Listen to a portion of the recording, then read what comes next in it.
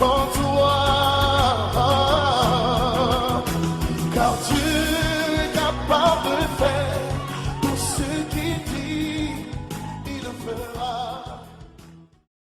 Côté là-bas, où on aura la jonction entre la morgue et puis donc ce qui constitue le cœur de l'église. Et donc tout ce pourtour-là, toute cette partie-là donc, c'est ce que vous voyez déjà matérialisé. D'accord? Et qui va être là où sera la coupole. Et à partir de là maintenant, on étend de l'autre côté là pour avoir l'ensemble de l'église. Voilà, donc là on en est là pour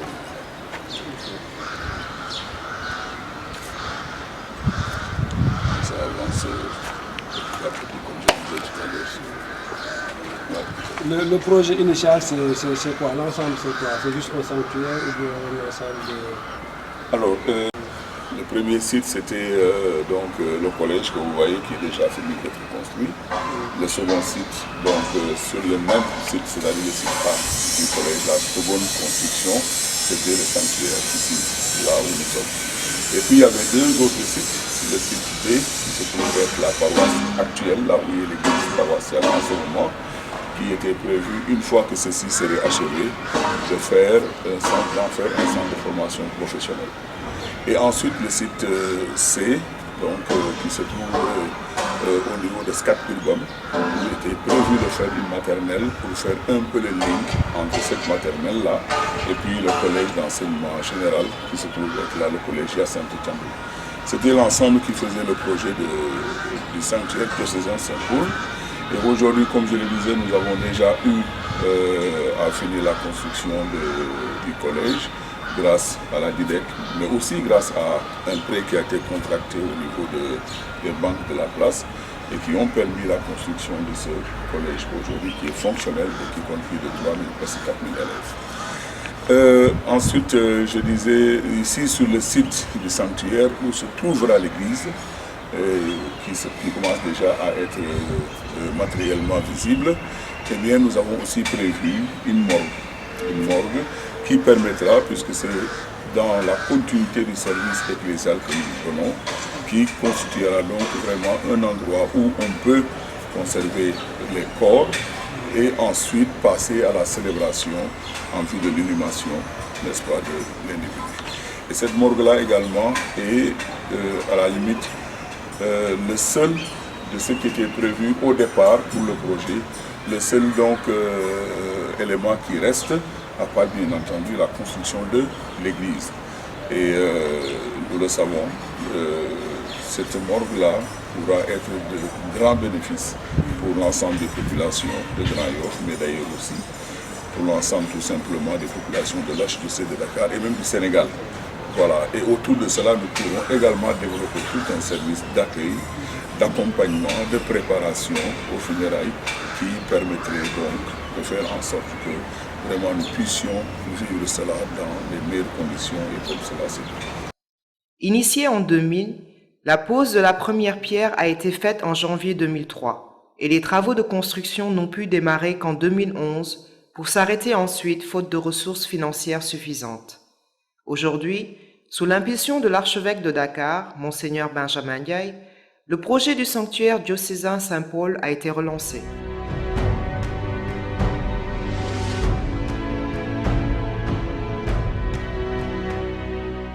Je reste toujours profondément marqué par le caractère gigantesque du projet et donc de l'importance des travaux à réaliser ici.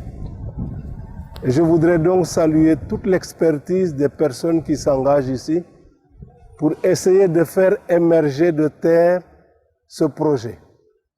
Mais j'ai mieux compris aujourd'hui tout le travail qui a été fait en sous-sol pour arriver au niveau où nous sommes. Mais comme nous sommes des profanes, nous attendons de voir des murs pour dire que ça avance. Alors j'ai été mieux édifié aujourd'hui de me rendre compte de tout ce qui a été fait pour la base. Et puis de voir maintenant qu'il y a des poteaux qui montent, ça c'est le signe que le projet vit et que nous sommes mobilisés en tout cas pour rester fidèles à l'inspiration de mon prédécesseur, le cardinal Théodore Adrien Sarr, qui avait voulu un grand lieu de célébration diocésain en dehors de la cathédrale qui est aujourd'hui excentrée. Alors, il y a eu beaucoup de supputations, il faut dire, autour de cette collecte d'argent, autour de cette levée de fonds en vue de construire le sanctuaire. Mais je voudrais rappeler que, au départ, dans la vision de son éminence, le cardinal Sarr, qui est vraiment celui qui a lancé ce projet, même si au demeurant ce terrain existait du temps du cardinal Tchaloum, dans sa vision donc, l'église sénégalaise, l'église de l'archdiocèse de Dakar, devrait pouvoir être prête aujourd'hui à relever ces challenges de construction et de prise en charge, n'est-ce pas, par soi-même de ces projets. Parce que comme vous le savez, la plupart de nos ressources nous viennent de l'extérieur. Ça continue encore. Et c'est bien malheureux qu'il en soit ainsi, puisque même dans nos pays sous-développés, eh bien, nous attendons trop de l'extérieur, alors que nous sommes assis, j'allais dire, sur une mine de potentialité qui pourrait être mise en œuvre en action. Alors ce collège dont vous parliez donc, eh bien, a été construit sur fond de prêts bancaires. Beaucoup de gens disent que non, l'argent qu'on avait ici, qu'on avait levé pour l'église, on l'a injecté dans le collège, ce qui n'est pas du tout exact, ce qui n'est pas du tout vérifié, puisque nous avons des états donc, financiers, les audits qui ont été commandités à cet effet. Et je peux vous dire que depuis le début de cette levée de fonds, eh bien, nous en sommes arrivés à une levée de fonds globalement sur les 15 ans de 365 millions. Vous conviendrez avec moi que cela est fort peu vu d'ailleurs même, ne serait-ce que la constitution de l'église de Grand Yoff, où nous sommes près de 40 000 chrétiens catholiques. Près de 40 000 chrétiens catholiques, on aurait pu à nous seuls, j'allais dire, construire ce sanctuaire-là. Si seulement une seule personne donnait 1000 francs dans ces 40 000 et pendant 15 ans, on avait déjà fini de construire cette église et de l'inaugurer. Mais souvent, nous le comprenons bien, partout où on parle d'argent, il y a des supputations, il y a, j'allais dire, des intérêts, il y a des demandes de compte, ce qui a été toujours le cas pour le sanctuaire. Malheureusement, quand on faisait des rencontres à travers des forums et autres, c'est les mêmes qui viennent à ces rencontres-là. Et malheureusement, l'information n'est pas relayée comme cela devrait se faire. Mais je peux vous dire que ces 365 millions qui ont été levés en 15 ans, et dans ces 375 millions, la seule paroisse de Saint-Paul de Grand Yoff totalise 106 millions. Quand nous prenons en compte qu'il y a une structure étrangère qu'on appelle la KLB, qui est un partenaire de diocèse de Dakar qui a donné 19 millions. Quand on prend en compte que les amis étrangers ont donné dans l'autre 6-7 millions, faites le calcul et vous voyez. De nouvelles études pour son redimensionnement ont été faites, donnant lieu à de nouveaux plans afin de permettre une continuité des travaux en adéquation avec une enveloppe financière allégée.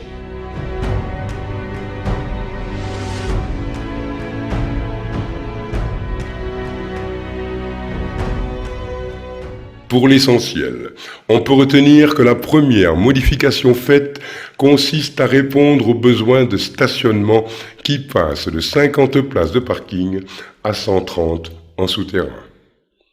La deuxième modification concerne la suppression de la mezzanine et la mise en veilleuse de la bibliothèque, de la salle de conférence, des bureaux et des petites salles de commission.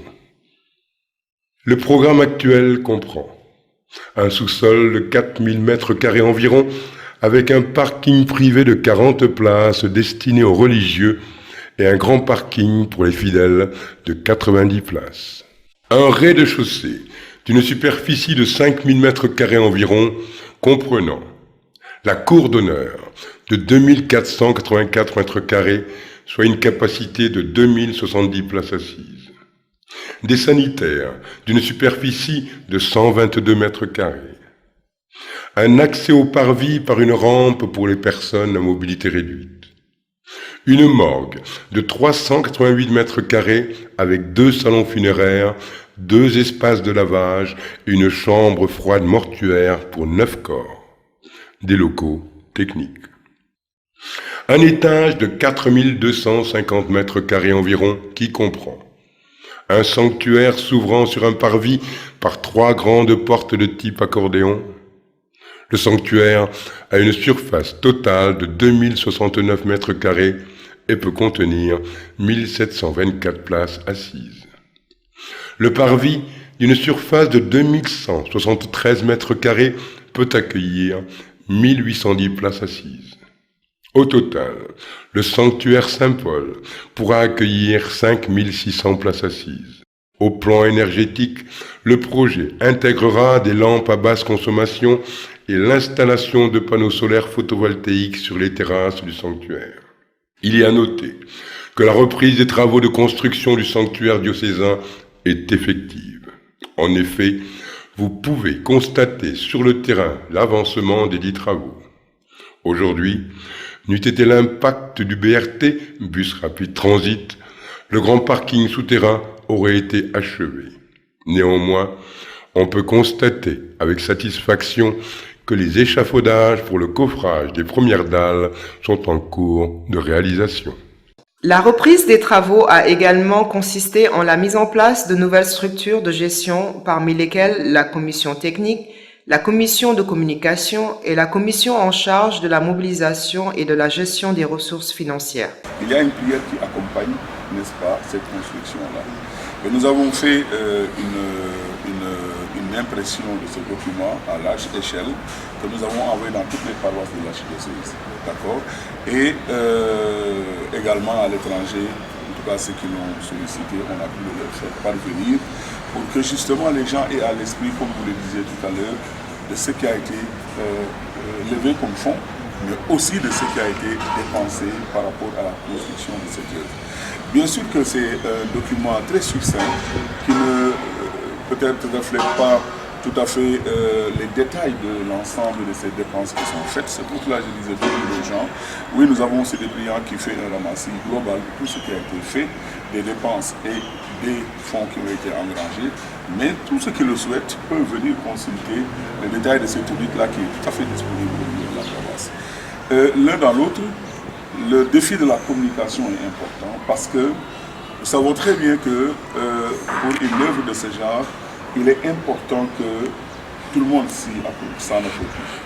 Il est important que tout le monde, j'allais dire, s'en imprègne pour pouvoir, n'est-ce pas, faire le nécessaire en ce qui concerne donc la participation individuelle et collective. Et donc, au tout début, quand nous avons repris le chantier, nous ne sommes pas partis tout de suite sous les chapeaux de roue en faisant une communication tout azimut. Parce que nous disions que ce qui est important, c'est que le citoyen, le fidèle chrétien, puisse se rendre compte du visu de l'évolution du projet. Et en ce moment, ce sera plus facile, n'est-ce pas, de pouvoir donc solliciter sa participation.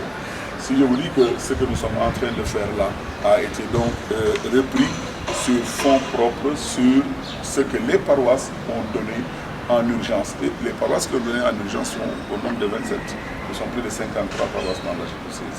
Et donc, on a ciblé quelques paroisses. On leur a dit, écoutez, nous avons des difficultés, nous devons reprendre les murs de soutènement, nous devons reprendre les travaux du sanctuaire. Est-ce que vous ne pouvez pas donc faire le sacrifice de donner selon votre possibilité? Et toutes les paroisses ont dit ce qu'ils pouvaient faire. Et dans l'ensemble de ces paroisses, une fois de plus, c'est vrai que tout le monde dit non, c'est l'église de Saint-Paul de Grayoff. Mais cette église-là, le jour où elle sera prête, elle ne sera plus seulement l'église de Saint-Paul de Grayoff. La preuve que je donne, c'est l'église de Ouakam, Notre-Dame-des-Anges. Moi, je suis originaire de Ouakam. Je suis le premier de Ouakam, d'ailleurs, cela dit. Et je vois aujourd'hui que tout le monde a la joie de venir à l'église Notre-Dame-des-Anges parce qu'elle est belle, parce qu'elle est large, parce qu'elle est spacieuse et tout le monde est dans le confort pour pouvoir prier Dieu, ce qui est une très bonne chose. Mais il faudrait, donc à présent, prendre en considération ce besoin qui pourrait se faire sentir et tout simplement donc mettre la main à la pâte. Alors, je disais tout à l'heure que pour répartir, nous nous sommes appuyés sur les paroisses. Nous avons mis en place une stratégie de levée de fonds. Dans la stratégie initiale, il s'agissait déjà de demander aux paroisses, de demander aux structures ecclésiales, telles les établissements privés catholiques, telles les organisations et associations catholiques, de s'engager librement sur ce qu'ils pourraient donner.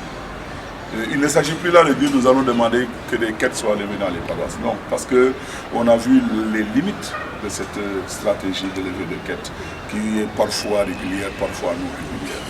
Et on s'est dit que chaque paroisse, par exemple, s'engage sur un montant annuel et sur 5 ans qu'elle pourrait donner. Toutes les paroisses se sont engagées, en tout cas dans la zone rurale. Nous allons maintenant solliciter la zone, dans la zone urbaine, je veux dire, nous allons maintenant solliciter la zone rurale. Et toutes les paroisses donc se sont engagées à donner ce montant annuel. Et je peux vous assurer que même quand on l'a dit, certaines paroisses ont dit mais non, ça fait trop peu. Et donc elles sont dans des dispositions d'augmenter ce qu'ils ont donc au départ donné pour pouvoir donc participer à la construction de cette œuvre. Ensuite, nous avons mis en place ce qu'on appelle les Amis du Sanctuaire. Dans la rubrique Amis du Sanctuaire, personne n'est resté en reste. Nous avons dit que nous pouvons avoir des amis en platine qui peuvent donner 1 million chaque année pendant 5 ans. Nous avons ce qu'on appelle les amis, non en diamant, je veux dire 1 million pendant 5 ans chaque année. Les amis en platine qui peuvent donner 500 000 pendant 5 ans chaque année. Les amis en or qui peuvent donner 300 000, les amis en argent qui peuvent donner 100 000 et les amis classiques qui peuvent donner n'importe quelle somme. Toutefois, les fonds ne sont pas encore reçus. Il est également envisagé un emprunt bancaire de 400 millions dont le remboursement sera adossé aux contributions de certains démembrements du diocèse, dont les paroisses qui se sont engagées librement à contribuer, ainsi que les écoles de l'ODEC, sous la supervision de la DIDEC. La première annuité de remboursement est en train d'être collectée, et l'emprunt ne sera contracté que lorsque l'engagement réel des contributeurs sera certain. Il a également été lancé, en relation avec la communauté mère du Divin Amour, une campagne de collecte de fonds auprès des amis du sanctuaire Saint-Paul de Grand-Yoff. 5 groupes d'amis sont constitués. D'abord, les amis en diamant du sanctuaire, à qui une contribution annuelle de 1 million de francs est demandée. Ensuite, les amis en platine, qui contribueront à hauteur de 500 000 francs CFA. Puis, les amis en or, pour une contribution de 300 000 francs CFA. Ensuite, les amis en argent, à qui est demandé une contribution de 100 000 francs CFA, et enfin, les amis classiques du sanctuaire qui donneront selon leurs moyens. Avec le nouveau comité qui a été mis en place, nous avons le souci de chercher à récolter des fonds, non seulement à travers des quêtes qu'on fait le dimanche, qui peuvent être parfois symboliques, mais aussi à travers des engagements de différentes entités du diocèse, que ce soit les mouvements, les organisations, les groupes d'apostolat, les paroisses. Chaque entité à son niveau s'engage pour les années à venir à contribuer à hauteur de temps. Et cela permet une planification du travail. Alors je voudrais saluer tout cela et dire tout l'espoir qui m'habite aujourd'hui en voyant ces poteaux émerger de terre. Je salue donc l'expertise, la compétence. Je dis merci aux ouvriers qui sont là chaque jour à s'échiner pour que ce projet voie le jour. Puis je dis merci aussi aux contributeurs pour tout ce qui a été déjà donné. Et je continue à appeler à la générosité parce que je pense qu'effectivement, si nous croyons au projet, nous pouvons faire davantage. Donc ça veut dire que chacun, selon ses possibilités et sa générosité, est appelé à donner. Et je voudrais rappeler là ce que Saint Paul disait dans sa deuxième lettre aux Corinthiens, c'est le chapitre 9 au verset 7. Il dit que chacun donne selon ce qu'il a décidé dans son cœur, sans regret, sans contrainte. Parce que Dieu aime celui qui donne avec joie. Et puisque nous faisons pour Dieu, donnons avec joie. Nous ne le faisons pas pour un individu, alors nous n'avons aucun sentiment d'avoir perdu quelque chose. Nous le faisons pour Dieu et nous avons le sentiment d'avoir gagné tout pour Dieu, tout simplement. Et enfin, je voulais dire aussi par rapport à cette stratégie de levée de fonds, il y a des actifs que nous souhaitons mettre en location qui permettraient d'avoir de l'argent frais et de pouvoir donc continuer dans ce dans cette œuvre. Et enfin, l'État du Sénégal s'est engagé donc, à hauteur de 250 millions pour le moment, donc qui devrait être disponible normalement, puisque c'est depuis le budget de 2018 que cela a été décidé. Et nous attendons encore la réaction des autres administratifs. Alors, nous avons une structure bien légère pour le moment. Je dis bien pour le moment parce que, évidemment, au fur et à mesure des étapes et des échelons, il va falloir donc étoffer. Aujourd'hui, ce que nous avons comme structure et qui fonctionne, j'allais dire à 100%, c'est le comité de levée et de gestion des ressources liées au projet. Ensuite, la commission technique qui est actuellement en réunion. Ensuite, nous avons sur nous de mettre dans les plus brefs délais maintenant la commission communication. Donc ce sont ces trois commissions-là pour le moment qui fonctionnent ou qui voudraient fonctionner vraiment de manière régulière et qui voudraient être efficaces dans la mise en place de tout ce qui est prévu et dans les délais que nous nous sommes fixés. Je voulais rappeler que nous, dans notre ambition, nous souhaitons que dans les 5 ans, comme je le disais tout à l'heure, que nous ayons donc fini de réceptionner donc le gros œuvre et de finaliser le travail. Cela sera bienvenu, bien sûr, parce que dans les 5 ans à venir, nous célébrerons les 50 ans de la paroisse Saint-Paul de Grand-Yoff. Ce moment ne pouvait pas être mieux choisi. Avec notre ambition et notre foi, notre optimisme, nous pensons et nous espérons que nous y arriverons. La campagne de recensement a déjà démarré. En conséquence, nous vous prions de bien vouloir vous inscrire sur l'un ou l'autre des groupes. Les modalités de libération des montants auprès de la procure sont laissées à l'appréciation de chacun des donateurs. En tout état de cause, il sera remis aux contributeurs en diamant, en or, en platine et en argent des diplômes de reconnaissance par l'archevêque lors du prochain concert qui se tiendra ici même au Grand Théâtre en février 2020. Parallèlement à la réalisation du gros œuvre, la commission procède actuellement à la recherche de fonds pour le financement des lots du second œuvre, à savoir l'étanchéité, la charpente, la peinture, le carrelage, l'électricité, la sécurité incendie, la voirie, le solaire, la sonorisation, etc. D'ores et déjà, des structures se sont manifestées. C'est ainsi que les chorales se sont engagées à financer la menuiserie aluminium par l'organisation de concerts sur 5 ans. L'ADEX donnera une contribution de 17 millions de francs CFA et un de ses membres prendra en charge le lot sécurité incendie. De même, les marcheurs financeront la sonorisation.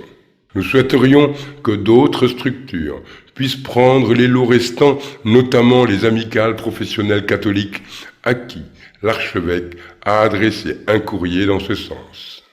Nous espérons vivement qu'elles donneront sous peu une réponse favorable à la requête de l'archevêque. Nous continuons, chacun selon sa générosité, à offrir peut-être même de ce dont il a besoin pour permettre au projet communautaire de voir le jour.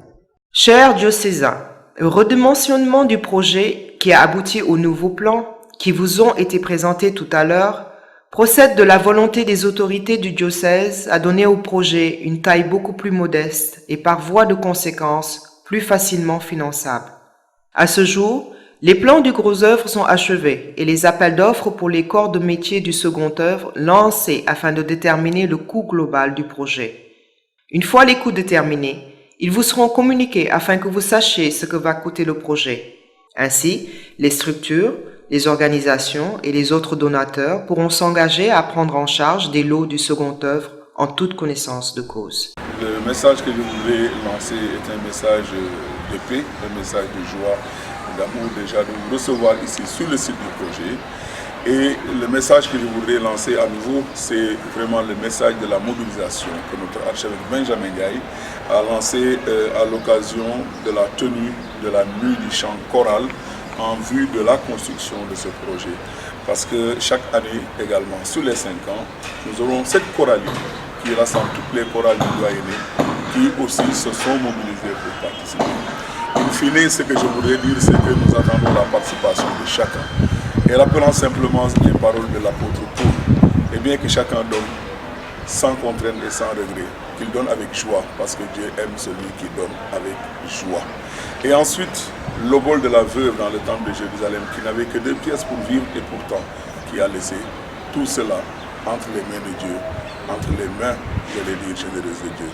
Eh bien, si nous le vivons, c'est pour Dieu que nous le faisons. Si nous le faisons, c'est pour Dieu que nous le faisons. Et comme on le dit encore une fois de plus, peine perdue pour le maçon si le Seigneur ne bâtit la maison. Je vous remercie pour cette visite sur le chantier qui permet aux spectateurs, qui permet, j'allais dire, à tous vos auditeurs et à tous vos followers de pouvoir donc voir ce qui se passe ici sur le site du projet Simple de Maïf. Merci Abbé. Et je dis